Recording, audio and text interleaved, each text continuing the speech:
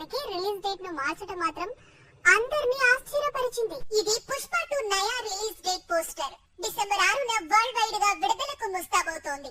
అయితే పుష్పరాజ్ ఈసారి sentiment follow కాకపోవడం అందరినీ ఆశ్చర్యపరుస్తోంది.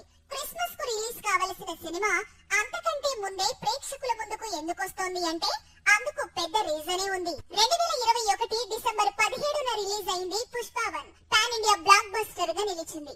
ఇప్పుడు పుష్ప 2 ను కూడా సేమ్ సీజన్ లో రిలీజ్ చేస్తారు అనుకుంటే డిసెంబర్ మొదటి వారంలో విడుదల తేదీని ఖరారు చేశారు.